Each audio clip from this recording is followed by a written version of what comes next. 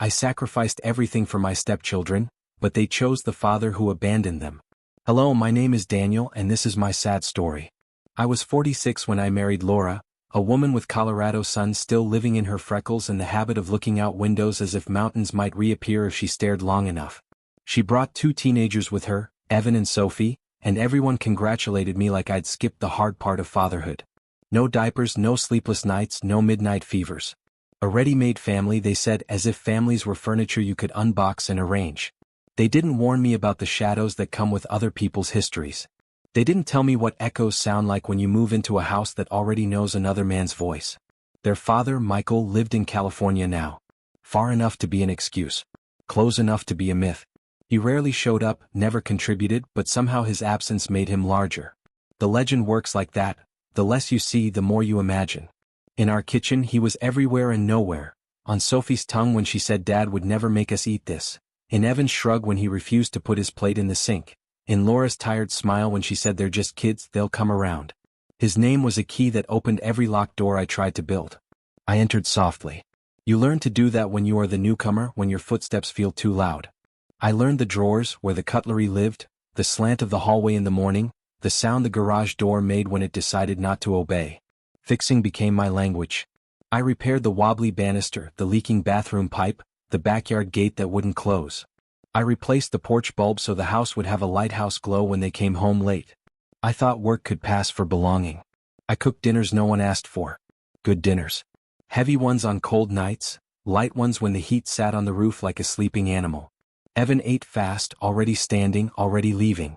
Sophie ate in segments, small bites separated by long silences and longer looks at her phone. Laura tried to fold conversation into the gaps. How was practice? Did Ms. Gomez assign that essay? Have you talked to your father? But words slid off the table like condensation under a glass. They tolerated me. That was the temperature of the house.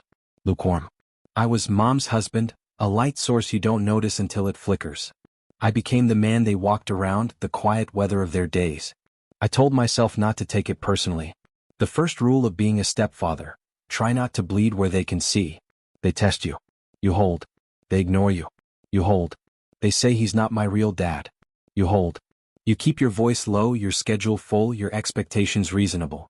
You trade pride for patience and call it maturity. Sometimes I believed it. Sometimes I didn't. Evan was 17 and already practicing his exit. His room smelled like sweat and ambition, cleats in a pile by the door, the wall plastered with posters of athletes who looked like speed had raised them. Baseball owned him. Tournaments, travel, practice cages, video breakdowns at midnight. I admired the hunger. I funded it. Fees, uniforms, hotel rooms in towns I would never visit again. He let me drive him places. He didn't let me arrive anywhere in his life. Sophie was 15, quieter in the way a knife sheathed is quiet. Piano owned her. Scales like church bells. Competitions whispered about in the car. I drove slowly when she needed to stretch a measure across the length of a neighborhood. She rarely looked at me when she spoke. She looked at the horizon as if words were easier when they didn't touch another person's face. Her gift was precision. So was her cruelty. In public we looked fine. Functioning. I knew how to stand in photographs without leaning. I knew when to laugh. I learned to keep my hand low on Laura's back, not because she wanted distance, but because the kids needed the illusion of it. They adored the idea of distance. It kept their myth intact. Michael's name floated through the house like dust in afternoon light. They praised him for birthday calls in which he was late and charming. They forgave him for missing. They blamed traffic, the time difference, the misery of airports. They defended him from reality with a ferocity I envied.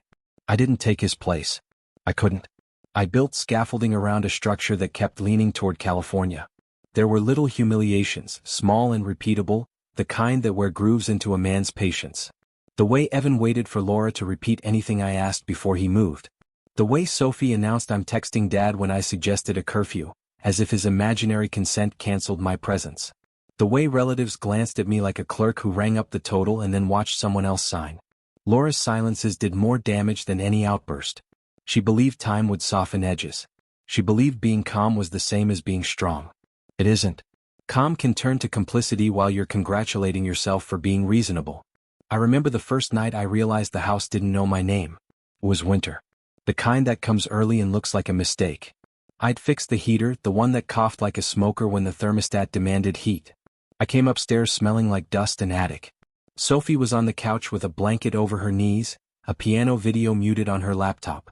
Evan had his cap on backward, throwing a ball into a worn glove, not watching the catch, listening to the sound. Laura was reading or pretending to because she was watching all of us through the book. I stood there with the feeling you get in a hotel lobby when you realize you've checked into the wrong city. And then Sophie said without looking up, "Dad wouldn't have let it break in the first place." She meant Michael, but she didn't say his name. She didn't have to. The house supplied it. I went to the kitchen and washed my hands a long time. Hot water until my skin asked me to stop. I thought about all the words I could say and all the ones that would make nothing better. I said none of them. Sometimes silence isn't peace. It's triage. I kept showing up. That was my religion. I believed in the sacrament of consistency. Ride to practice, ride to lessons, ride to competitions. Pay the registration, pay the dues, pay the late fee you don't mention because shame breeds resentment. I became a weather system. Predictable enough to ignore. Essential enough to take for granted. Friends called me noble. They said I was doing the right thing. They said kids come around. I nodded because nodding is the cheapest form of hope. At night, when the house slept, I walked it like a watchman. I checked doors, counted bills, added timetables in my head. I learned to listen for the soft complaint of a refrigerator that would need parts next month. I lived inside the future tense while everyone else stood inside nostalgia. Laura and I talked in bed in whispers. We always whispered even when no one could hear. That's how couples sound when they're trying to convince themselves nothing is broken. I told her I felt like a guest who paid the mortgage. She told me Evan would grow out of disrespect. She told me Sophie was sensitive. She told me Michael would fade if we stopped giving him attention. We had the same conversation in different seasons, changing only the temperature of the sheets and the color of the light. I wanted to believe her. I wanted to live in a home where effort had arithmetic. But every so often the house reminded me of the math I refused to accept. We'd plan a trip and the kids would ask if Dad could come for dinner before we left. He wouldn't, but the asking was the point. We'd buy Sophie a new dress for a recital. She'd take a picture for Michael and send it before she thanked me. Evan would hit a double in a weekend tournament I'd funded by working an extra shift, and the first call he made after the game would be to California. These are small things. So small. But they add up. Pebbles in a pocket until you try to swim. I learned the architecture of being tolerated. It has rules. You can be useful. You cannot be necessary. You can be present. You cannot be central. You can be kind. You cannot expect kindness back. If you demand respect, the room will go cold and someone will ask why you are making a scene. So I stopped demanding. I did the work and lowered my eyes and told myself it was for Laura, for the idea of us, for the possibility that love, like water, wears down stone. But stone wears back. It leaves marks on the palm you press against it. Sometimes I watched them laugh at the table and felt like a man looking through glass at a warm room. Sometimes I stood at the sink with the faucet running and rehearsed the sentences I would say if I were cruel enough to be honest. Sometimes I went to bed and stared at the ceiling until the ceiling stared back. If you ask me when the first crack appeared, I'll say it was always there, hairline thin and honest. Blended families don't break in a single moment. They fray where promises rub against memory. They tear where money tries to stitch love to loyalty and finds there is no thread strong enough. Still I held. That was my mistake and my pride. I held when I should have let go. I held until the holding became the entire story. This is the beginning. A house with 3 names in it and only one allowed to be spoken like a prayer. A man who fixed things until he disappeared into what he repaired. A woman who loved me but loved peace more. 2 teenagers who never once asked how the light stayed on. A stranger in the house. That was me. The house didn't collapse all at once. It leaned. Slowly. Almost politely. You could live inside the tilt for years before realizing every picture frame hung crooked. Every step required adjustment. That's how quiet resentment works. It shifts the floor an inch at a time until one day gravity feels wrong. I carried the weight of everything. Rent. Repairs. Groceries. Guess. The endless parade of invisible costs that keep a family pretending it's whole. I worked nights at the plant, picked up weekend shifts, said yes when they asked for overtime. I told myself it was temporary, that someday Evan would look back and say, "He kept us together." I told myself Sophie would understand the sound of exhaustion for what it was, devotion in disguise. I kept receipts in a folder. Not because I wanted proof, but because part of me knew I might need it one day. Rent. Tuition. Baseball. Piano. Groceries. Birthdays. Every sheet of paper whispered the same thing. You gave, they forgot. I fixed the old car so Evan could drive to practice. It coughed, smoked, and groaned, but it ran. I replaced the brakes myself in the dark, hands cold, flashlight dying. When he got in the next morning, he didn't ask how it worked again. He just complained about the smell of oil on the seats. Sophie sat beside him, scrolling through her phone, asking if her father had texted. Michael. Always Michael. The man whose name was a lifetime hall pass. Laura thanked me once. Quietly. Then she asked if I could take another shift that weekend so she could afford Sophie's new piano teacher, the one who charged twice as much because he'd trained in Vienna. I said yes. I always said yes. I'd stopped distinguishing between sacrifice and reflex. When I came home after work, I'd find takeout boxes in the trash, lights left on in empty rooms, laughter drifting from the television. They lived in comfort built from my fatigue. I didn't resent the work. I resented the invisibility. There's a special kind of loneliness in being necessary but unwanted. Evan treated me like a coach he didn't choose. He spoke to me in monosyllables. Yeah, no, fine, whatever. Every question was a burden, every rule a threat. When I asked him to mow the lawn, he said he'd do it later, a word that meant never. Sophie wasn't cruel, not exactly. She was polite in the way a stranger is polite to a clerk. Thank you when she needed something. Silence when she didn't. Laura said they were just being teenagers. That it would pass. But adolescence isn't an excuse for contempt. Contempt is taught, nurtured, allowed to grow like ivy until it strangles the walls. I became background noise. The hum behind their laughter. The man-shaped utility keeping everything functional. At church, I stood beside them and felt like an usher who'd wandered too close to the family pew. People shook my hand and said, "You're doing a good thing." As if I were volunteering for charity, not living my own life. Every month the bills rose. Every month I paid them. Sophie's piano recitals turned into road trips, costumes, hotels, entry fees. Evan's baseball evolved into something feral and endless. Tournaments across state lines, uniforms that needed replacing, new bats when old ones cracked. I learned the art of pretending to enjoy it. Cheering for a boy who never looked toward the stands. Smiling for photos he didn't want me in. Laura called me supportive. I called it survival. At night, after everyone went to bed, I'd sit in the garage with the engine off and the radio humming low. The silence there was cleaner than the silence inside. I'd count the hours, the overtime, the small losses that didn't make noise. I'd tell myself this was what love looked like in real life. Maintenance, not passion. Endurance, not glory. One night, Evan came home late from a party. I was waiting. Not angry, just awake. When I asked where he'd been, he said, "Don't worry about it." I told him I was worried. That's what fathers do. He looked at me, then really looked, and said, "You're not my father." Not loud, not cruel, just flat. As if stating a fact about the weather. Laura heard us. She came down the stairs in her robe, voice soft, saying, "Evan, it's late, please." She didn't defend me. She didn't correct him. She just wanted the noise to stop. And it did. But silence has a cost, and she never paid it. I did. I started leaving earlier for work. Started coming home later. It was easier that way. Less room for humiliation to find me. I told myself I was protecting the peace. In truth, I was retreating from it. Sophie began to dress like her mother, to move with that same quiet distance, to speak in the same careful tone designed to prevent conflict without solving it. I'd watch her from the doorway, her hands on the piano, her eyes somewhere else, and think, she's already learned what kind of man doesn't matter. The kind who stays. When Michael called, the air changed. Laura's face softened, Evan straightened, Sophie smiled. I'd sit there, pretending to scroll through my phone, pretending not to listen.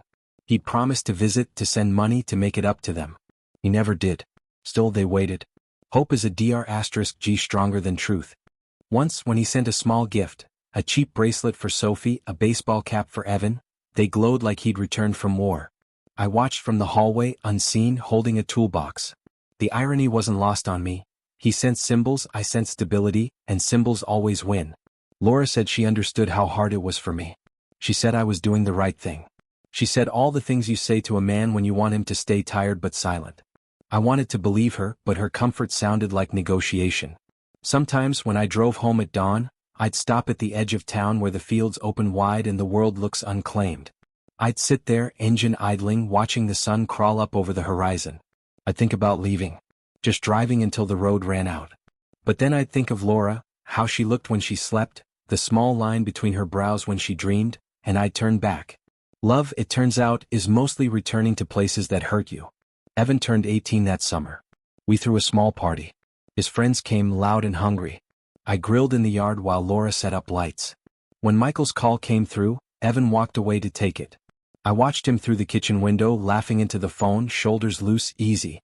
When he came back, he said, "Dad might come next month." He didn't look at me when he said it. He didn't need to. After the guests left, I cleaned the yard alone. Beer cans, napkins, the usual aftermath of youth. Laura stood in the doorway barefoot, whispering thank you. Her gratitude was a bandage too small for the wound. That night, lying beside her, I realized something simple and terrifying. I wasn't angry anymore. Anger requires belief that things can change. I didn't believe that anymore. I believed in repetition, in the rhythm of doing without being seen. The next morning, I left early and fixed a leak in the roof before work. It was raining and the water ran cold down my sleeves. I thought about how absurd it was, patching holes in a house that treated me like weather. But that's what love does to a man like me. It keeps him busy enough to ignore the emptiness. By the time I climbed down from the ladder, the rain had stopped. The sun broke through, warm and careless.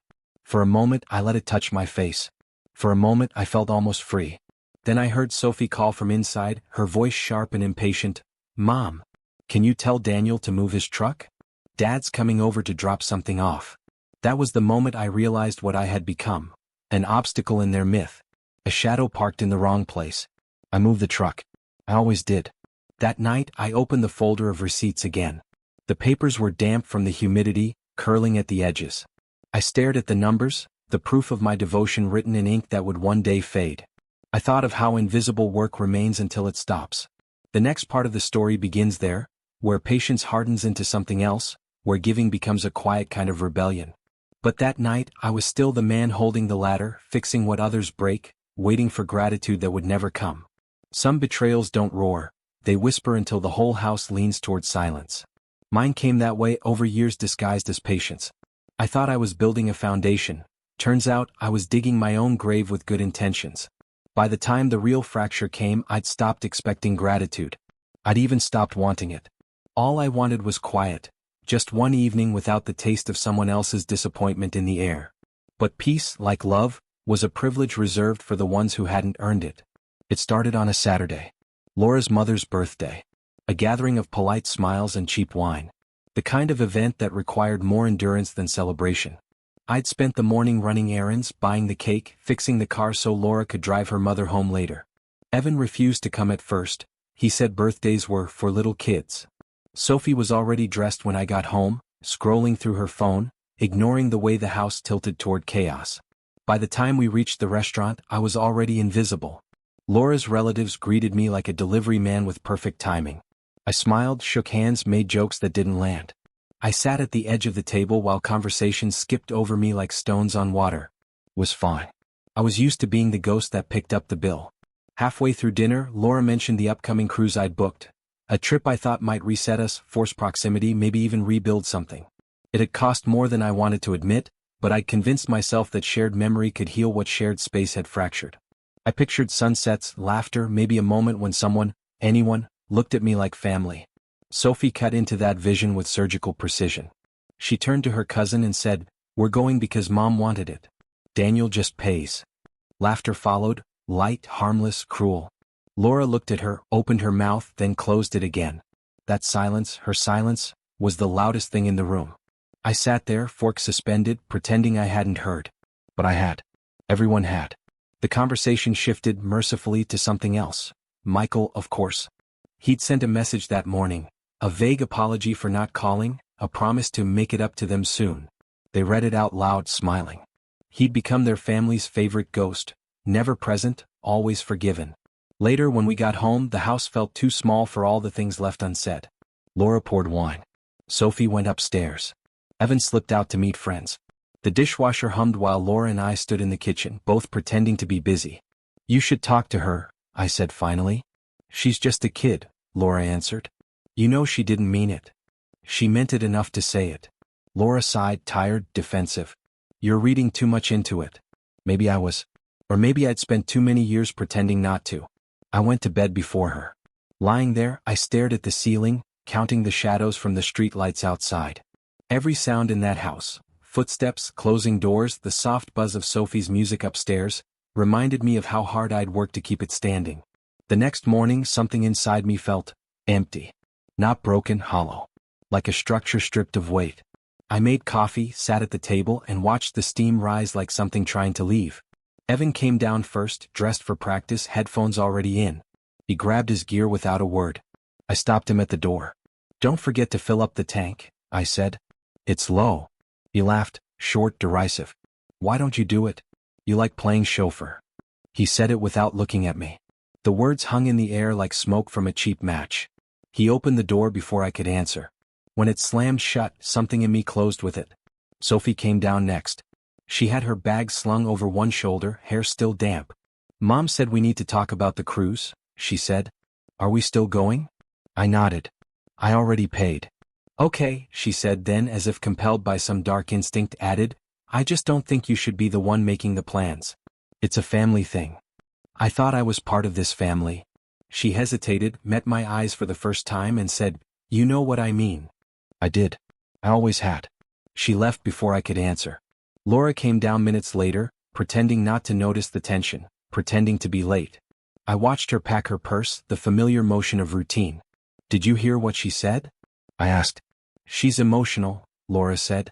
"She'll apologize." "She won't," I said softly. "And you won't make her." Her shoulders stiffened. "What do you want me to do? Force them to love you?" "No," I said. "Just not let them hate me out loud." She didn't reply. The silence stretched until it felt like a verdict. Then she left, closing the door behind her. For a long time I sat at that table, listening to the ticking of the wall clock, the small rhythmic reminder that life was still moving even if mine wasn't. By noon I'd made my decision. Quiet. Methodical. The kind of choice a man makes when emotion has burned away, leaving only ash and arithmetic. I drove to the travel agency, the one with the fake palm trees and fading posters of beaches in the window. The clerk recognized me. I handed her the paperwork and said, "Cancel it." She blinked. "Sir, are you sure? It's non-refundable." "I'm sure." The pen moved, the forms printed, the signatures dried. I left the building feeling lighter, almost detached. Like I'd just cut the last thread tethering me to a dream that had rotted from the inside. When I came home, the house was empty. The stillness felt almost holy. I made dinner, out of habit more than hunger. By the time they returned that evening, the table was set, candles lit, the illusion of normalcy intact. Sophie noticed first. "Where's the itinerary?" she asked. I wanted to see the cabin pictures again. "We're not going," I said. She laughed, thinking I was joking. "What?" I repeated it. "The trip's canceled." Evan looked up from his phone. "What do you mean canceled?" "I mean we're not going. I canceled it this morning." The silence that followed was sharp, almost electric. Laura froze mid-step. Sophie's face twisted into disbelief. Evan's voice cracked with outrage. "You can't just do that." "I can," I said. "And I did." "Why?" Sophie demanded. "You already paid." "Because," I said, keeping my voice even, "it's not my family's trip anymore. It never was." Laura tried to intervene, hands trembling. "Daniel, please. Don't do this here." "Where else?" I asked. "This is where it happened." Evan pushed back from the table, muttering, "You're unbelievable." "No," I said. "I finally believe myself." Laura's eyes filled with something between fear and exhaustion. "We can talk about this later." "There's nothing left to talk about." I stood, picked up my plate and walked it to the sink. Behind me the noise began, raised voices, accusations, tears that sounded rehearsed. But I didn't turn around.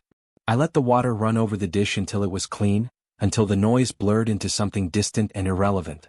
When I finally faced them, they were all staring at me, the wife who mistook silence for peace, the children who mistook kindness for weakness. I looked at them the way you look at strangers who once had your last name on their mail. "I've paid enough for this," I said quietly. "In money, in time, in pieces of myself.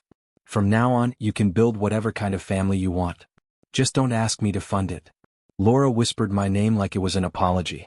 But apologies without change are just echoes. That night I didn't sleep. I sat in the dark, listening to the faint hum of the refrigerator, the creak of the floorboards, the sound of my own breath returning to me. I realized I didn't hate them. I didn't even blame them anymore. I'd simply reached the end of a contract no one but me had signed. Morning came, pale and indifferent. I brewed coffee and watched the steam curl upward, free at last. I didn't know it yet, but that was the day I began to leave, long before I ever walked out the door. The morning after I canceled the cruise, The air in the house felt thinner, sharper, like something invisible had cracked in the night. No one spoke. Coffee brewed. Floors creaked. The ordinary rhythm of family life went on, but the warmth was gone. You could feel the emptiness moving through the rooms like a draft you couldn't find the source of. Evan avoided my eyes. Sophie, when she finally came down, looked at me the way you look at someone you've been told to forgive but can't. Laura busied herself with dishes that didn't need washing. Every clink of porcelain sounded like an apology she didn't have the courage to say out loud. I didn't expect gratitude. I didn't even expect understanding. I just wanted quiet. And for a while I got it. That first week the house lived on pretense. Everyone acted normal, but the choreography had changed. They tiptoed around me as though silence might turn me back into the man who used to fix everything. I could almost see the thought flicker behind their eyes. He'll cool off. He always does. But I didn't. I'd reached that rare, dangerous calm a man finds after years of being ignored, the kind that comes not from peace but from exhaustion. I'd stopped performing love as labor. Stopped waiting for recognition. Stopped pretending that providing was the same as belonging. By Thursday, Laura cracked first. She caught me in the kitchen, her voice low, brittle. "Daniel, this isn't you." I looked at her. "Maybe you've just never met me without the weight." She flinched but didn't answer. She wasn't used to my honesty. My silence, yes. My compliance, always. But honesty? That was new. The next day, I came home from work to find Evan and Sophie in the living room, their voices hushed, their phones glowing like tiny fires. When they saw me, they stopped talking, their guilt too unpracticed to hide. "What's going on?" I asked. Evan spoke first. "We called Dad." The word hit harder than I expected. "Dad. Still there's always his." Sophie added, almost pleading. "He said he might help. He just needs a little time." I nodded. "Good." They looked at each other, confused by the lack of fight. "Good?" Evan repeated. "That's it." "Yes," I said. "It's time he helped." Sophie frowned. "You don't have to be like this." "Like what?" "Cold?" I smiled. "No, sweetheart. Cold is what comes after the fires burned too long." They didn't understand. They weren't supposed to. That night, I went through the drawer where I kept the receipts, years of them, stacked and sorted, the paper ghosts of every sacrifice I'd made. Rent, tuition, groceries, medical bills, vacation deposits. I placed them in a folder, neat, final. Proof that I had been there, even when they pretended I hadn't. When Laura came into the room, she saw the folder and went pale. "What are you doing?"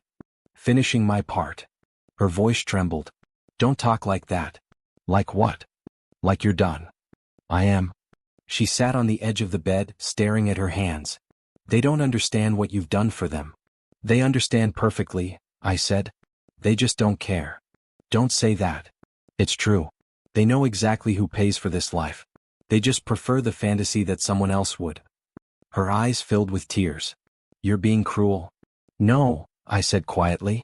"I've just stopped being kind at my own expense." She didn't answer. We slept in the same bed that night, but the space between us felt like a continent. 2 days later, Michael finally called. I was in the garage fixing a loose cabinet hinge when I heard Laura's phone ring inside. I didn't move. I didn't need to. I already knew his voice, the tone of easy charm, the soft apology of a man who's never faced the weight of his consequences. They spoke for nearly half an hour. When she came out afterward, her face was blank. "Well?" I asked. "He can't help," she said. "He said money's tight. He's between jobs." "Of course he is." She folded her arms. "You don't have to sound so pleased about it." "I'm not pleased," I said. "Just unsurprised. Evan and Sophie are upset. They'll survive. They think you're punishing them." I looked at her, then really looked at the woman I'd once believed I could rescue from her own history. "I'm not punishing anyone, Laura. I'm just no longer volunteering." Her eyes narrowed. "You're making them hate you." "They already did," I said. "They just didn't have to pay for it before." She left the garage without another word. That weekend, the house fell into chaos. Evan stormed around slamming doors, cursing under his breath. Sophie cried in her room, her music blaring loud enough to drown herself out. Laura drifted from one to the other, trying to patch things together with the same tired promises she used on me for years. By Sunday, even her voice sounded hollow. The turning point came that evening. Evan came downstairs, his jaw tight, his phone clenched in his hand. "He's not answering," he said. "Who?" "Dad." I nodded. "Then you'll need a plan B." He stared at me, disbelief turning to anger. You don't even care, do you? I care more than you'll ever know, I said. That's why I stopped pretending this works. Sophie appeared behind him, eyes red. You're just leaving us? No, I said. I'm leaving the lie. Laura stepped between us. Daniel, please. This isn't helping. It's the only thing that ever has. For a long time no one spoke. Then Sophie whispered, He'll come through. Dad will fix this. I looked at her, at the unwavering faith only a child could still have in a man who'd taught her disappointment by example. Maybe he will, I said softly. But this time I won't be here to make sure of it. That night I packed a bag. Not everything, just enough to leave cleanly. A few shirts. A pair of jeans. The folder of receipts. A photograph of Laura and me before all this, before we learned that love alone isn't a structure. It's scaffolding, and if no one holds the weight with you, it collapses. Laura found me in the doorway. You're really going? She whispered. Yes. Where? Someplace quiet. She shook her head, tears falling freely now. You'll regret this. I've been regretting staying for years. I stepped past her out into the night. The air was cool, the kind of clean that only comes after something has burned away. I expected guilt. What I felt instead was release. Behind me, the house glowed in the darkness. Warm light spilling from the windows, silhouettes moving inside. They looked like a family, the kind you see in commercials. For a moment I almost believed it. I started the car. The headlights swept across the front door one last time. Through the glass I saw Laura standing there, her hand against the frame, her face blurred by distance and shadow. I wanted to say something final, something wise or forgiving. But the truth was simpler. I was empty. As I drove away, I passed the gas station at the edge of town. The same one I'd stopped at after long shifts, buying coffee to stay awake, convincing myself I was building something worth the fatigue. The lights flickered. The pump sign still read full service. I almost laughed. Nothing in my life had been full service. It had all been self-serve from the start. When I reached the highway I didn't look back. In the rearview mirror, the town shrank into a handful of lights. I realized I wasn't angry anymore. Anger was for men who still believed they could fix what broke. I was past fixing. I was done being the scaffolding for someone else's illusion of stability. For the first time in years I felt something close to peace. Not happiness, not hope, just stillness. And as the road unspooled ahead of me, dark and endless, I whispered into the quiet, not as confession, but as a benediction to myself. They'll remember when the bills come due. Then, softer, almost a question. Was I wrong?